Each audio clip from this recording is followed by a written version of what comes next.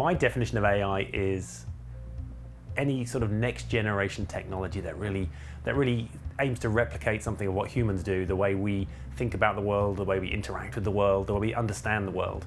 It's software and technology that understands, doesn't just act, it understands, and that kind of informs what it does. So in my world of technology journalism, that's robots that know what they're doing. It's cars that drive themselves. It's systems that attempt to replicate the human judgment in the world. I think right now it's an early stages where it's good at starting to understand the world the way we understand it. So the perception is getting pretty good. So it can start to recognize images, it can start to recognize people and faces and situations, and dangerous situations, like in the case of a self-driving car. So it's kind of at that level of like being able to understand a little bit, but it doesn't have that same human emotions and spirit and real proper judgment and knowledge that humans come naturally to. That comes naturally to us. Where it's headed, I mean, who knows, right? There's so many different options. I think it's generally headed in a good way, maybe making some of our lives a bit easier. But I think we have to be careful of the impact it does have on people.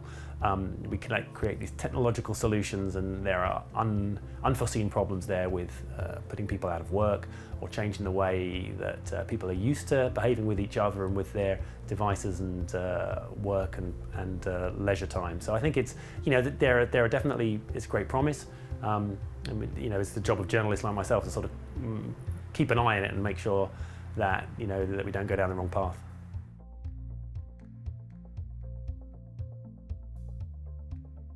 Yeah, I mean, my key focus right now is I think it's kind of two areas, like robotic vehicles, autonomous and automated vehicles. I'm really excited by their potential to reduce injuries and reduce deaths on the road. And what keeps me up at night is the idea that that they won't do that. The idea that there will be unexpected failures. That the idea that the technology will be rolled out before it's ready. It'll either hurt people or it'll hurt the technology. It'll kind of push back the progress that's been made, and we'll keep having tens of thousands of people are dying on the roads every year. That kind of keeps me up. And then the other area I'm kind of interested in is the automation of work and the way that AI can start to replace hopefully the most boring bits of work, or at least make people more effective in their work. So if something can help a doctor make fewer mistakes, that's obviously a good thing, but still keeping the doctor happy. If it's can be an assistive tool. And then of course the flip side of that is pretty obvious. If you start offloading a lot of that responsibility to a digital system, there's all kinds of problems that could come up there.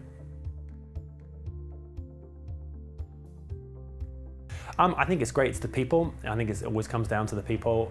Great panelists, great presenters, great conversations, during the presentation, and great questions, and then great conversations, outside. It's not too big a conference, which I think is great. So it means that you feel you can have a connection with, the presenters and also the audience as well, your fellow attendees.